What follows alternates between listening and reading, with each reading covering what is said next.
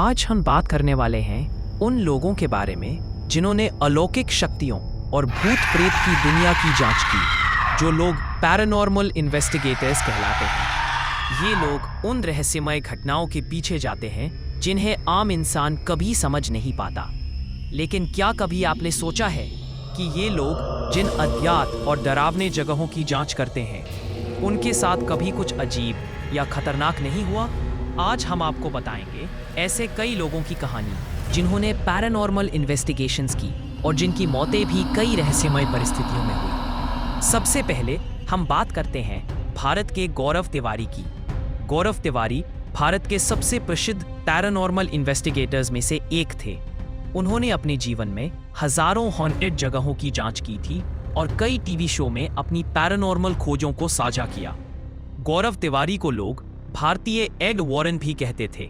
उनके काम की वजह से उन्होंने बहुत लोकप्रियता और सम्मान पाया। लेकिन 7 जुलाई 2016 को दिल्ली के द्वारका में उनके घर के बाथरूम में उन्हें मृत पाया गया। पुलिस की रिपोर्ट के अनुसार यह आत्महत्या थी, लेकिन उनकी मौत के बाद इंटरनेट और पैरानॉर्मल कम्युनिटीज ने इसे मिस्टीरियस और हॉन्टेड मौत मान लिया। लोग कहते थे कि गौरव ने अपने इन्वेस्टिगेशंस में कई ऐसे रहस्यमय ऊर्जा और स्पिरिट्स को महसूस किया था, और शायद यही कारण था कि उनकी मौत इतनी अजीब और अचानक हुई। हालांकि ऑफिशियल रिपोर्ट में कोई पैरानॉर्मल एक्टिविटी नहीं पाई गई, लेकिन गौरव तिवारी की मौत के बाद एक बात जिसने लोगों को सबसे ज्यादा डरा दिया वो थी उनकी पत्नी के बयान। गौरव की पत्नी ने पुलिस और करीबी लोगों को बताया था कि गौरव पिछले कुछ समय से बिल्कुल पहले जैसे नहीं रहे थे। वह अक्सर कहते थे कि उन्हें कुछ चीजें दिखाई देती हैं, खासकर रात के समय। कभी कभी वह अचानक चौंक जाते थे, जैसे किसी ने उन्हें छू लिया हो। कई बार उन्होंने कहा कि उन्हें काली परछाइयां, शैडोज दिखती हैं, जो अचानक गायब हो जाती हैं। उनकी पत्नी के अनुसार गौरव को लगता था कि जब वह घर में अकेले होते हैं तब कोई उन्हें देख रहा है। वह बार बार पीछे मुड़कर देखते थे। यह बात इसलिए और ज्यादा डरावनी लगती है क्योंकि गौरव खुद पैरानॉर्मल इन्वेस्टिगेटर थे। वो वही इंसान थे जो हमेशा कहते थे कि डर सिर्फ दिमाग का खेल है, लेकिन अब वही इंसान खुद डर के साये में जी रहा था। गौरव की पत्नी ने यह भी बताया कि कई बार गौरव कहते थे कि जब वह सोने की कोशिश करते हैं तो उन्हें आवाजें सुनाई देती हैं, कभी किसी के चलने की, कभी किसी के फुसफुसाने की। वो ठीक से सो नहीं पाते थे, उनकी नींद पूरी नहीं होती थी और वो चिड़चिड़े रहने लगे थे। कुछ रिपोर्ट्स में यह भी सामने आया कि गौरव ने अपनी पत्नी से कहा था कि जब वो आईने में देखते हैं तो उन्हें ऐसा लगता है जैसे कोई और भी वहां मौजूद है। यह बात सुनकर उनकी पत्नी डर गई थी। गौरव जैसे इंसान के लिए जिसने हजारों हॉन्टेड जगहों की जांच की थी, ऐसा महसूस करना बहुत बड़ी बात थी। लेकिन यहीं पर एक जरूरी बात समझनी चाहिए। पैरानॉर्मल इन्वेस्टिगेटर्स अक्सर बहुत ज्यादा मेंटल प्रेशर में रहते हैं। दिन रात डरावनी जगहों पर जाना, नेगेटिव कहानियां सुनना, अंधेरी जगहों में रहना, यह सब दिमाग पर असर डालता है। कई साइकोलॉजिस्ट्स मानते हैं कि लगातार डरावने माहौल में रहने से हेलुसिनेशंस, एंजाइटी और पैरानोया हो सकता है। गौरव की पत्नी ने यह भी कहा था कि वह चाहते थे कि अब वह पैरानॉर्मल फील्ड से थोड़ा दूर हो जाएं। वह थक चुके थे। कई बार उन्होंने कहा कि अब मैं नॉर्मल लाइफ जीना चाहता हूँ। यह दिखाता है कि वह अंदर से टूट रहे थे।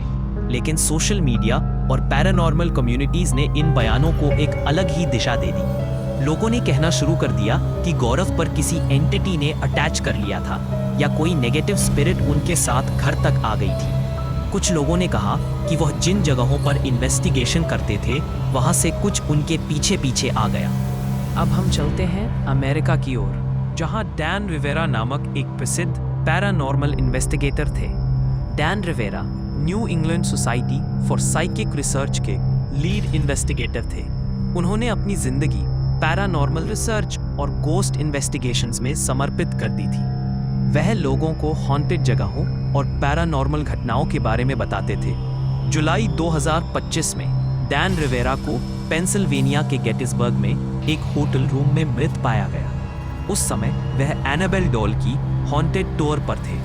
शुरुआत में मौत का कारण स्पष्ट नहीं था, इसलिए कई लोग सोचने लगे कि क्या यह डॉल्स के कर्स या किसी पैरानॉर्मल घटना की वजह से हुआ।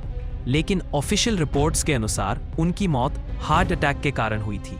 उनके पास पहले से ही कार्डियक इश्यूज थे।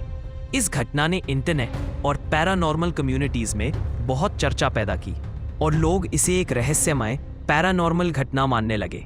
इसके बाद हम बात करते हैं डी स्कॉट रोगो की। डी स्कॉट रोगो का पूरा नाम डैनियल स्कॉट रोगो था। वह अमेरिका के सबसे चर्चित पैरानॉर्मल रिसर्चर्स और लेखकों में से एक थे। उन्होंने बहुत कम उम्र में ही पैरानॉर्मल दुनिया में अपनी पहचान बना ली थी। उन्होंने भूत प्रेत, आत्माओं से संपर्क और पोल्टरगाइस्ट एक्टिविटी और साइकिक फिनोमेना पर कई किताबें लिखी। उनकी किताबें उस दौर में बहुत लोकप्रिय थीं क्योंकि वह पैरानॉर्मल विषयों को सिर्फ डर के तौर पर नहीं बल्कि रिसर्च और डॉक्यूमेंटेशन के साथ पेश करते थे।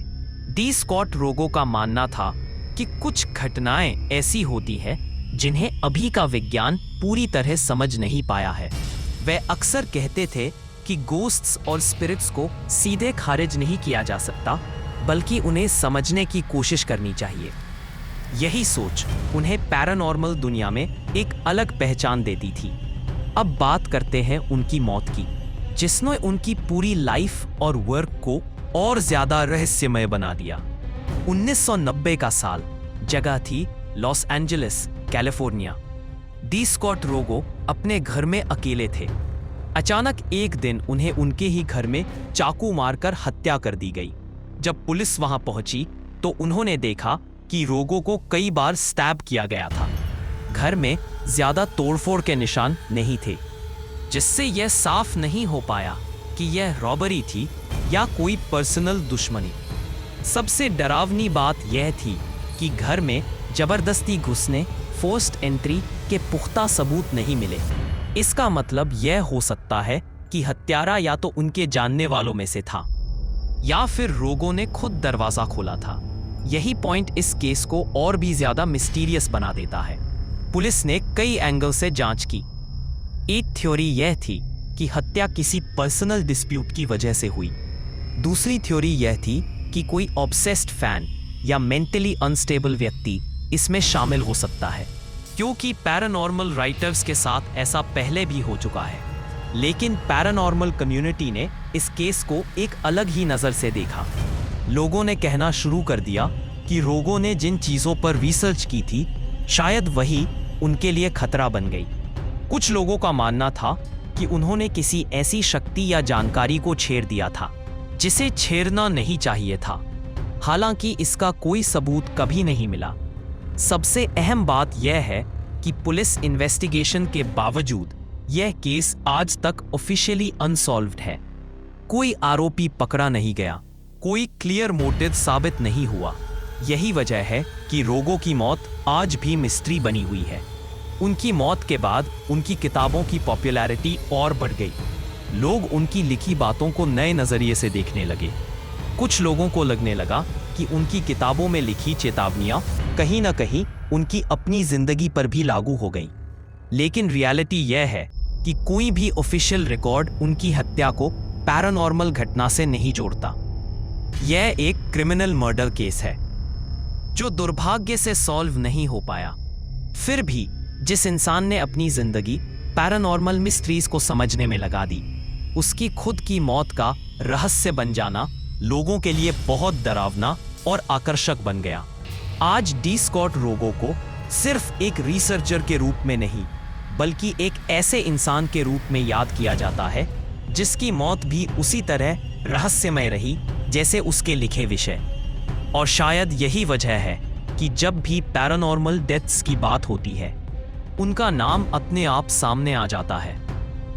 इतना ही नहीं, दुनिया भर में कई ऐसे पैरानॉर्मल इन्वेस्टिगेटर्स थे जिनकी मौतें नॉर्मल इलनेस या ओल्ड एज की वजह से हुई, लेकिन उनके इन्वेस्टिगेशंस और काम की वजह से लोग उन्हें भी रहस्यमय डेथ से जोड़ने लगे।